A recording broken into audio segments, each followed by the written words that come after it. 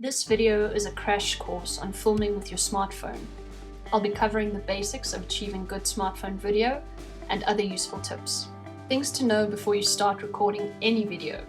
Always shoot in landscape and not in portrait. When possible, use the lens at the back of your phone. It's better quality than the front-facing lens. Clean your lenses whether you're shooting back or front lens. Make sure your phone is charged and that if it's possible you have an extra battery pack with you while shooting. Lastly, make sure you have enough memory available on your phone to shoot what you need. The last thing you want is to run out in the middle of your shoot. The basics we'll be covering: focus, exposure, framing, angles, movement. How to focus on your smartphone. Once you have framed your subject, you will need to touch your subject on your phone screen and press down with your finger until you see the AE/AF lock words come up. This means that your subject will now remain in focus. Try and maintain the same distance from your subject as they are moving. To expose your subject correctly, meaning getting enough light on them, use the same technique as focusing.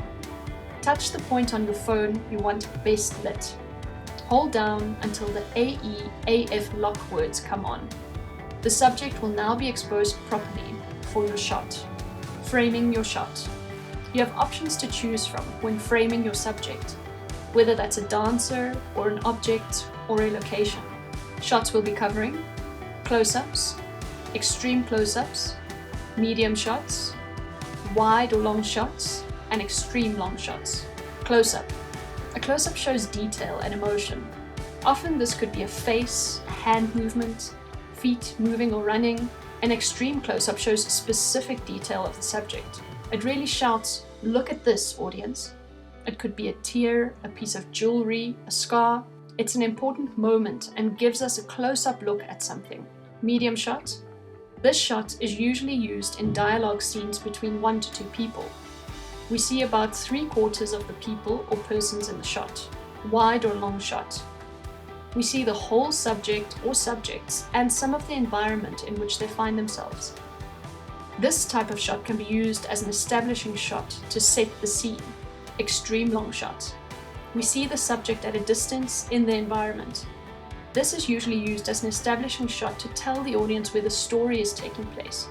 We get a sense of the environment, the time of day, and the subject's relationship to the environment. Next, we can choose from a range of angles to shoot from. Low angle. The camera is angled up at the subject, making the subject seem larger or more powerful. High angle. This means the camera is angled down towards the subject, making it seem smaller, less powerful. You can use high and low angles to show positions of power in dance or conversation.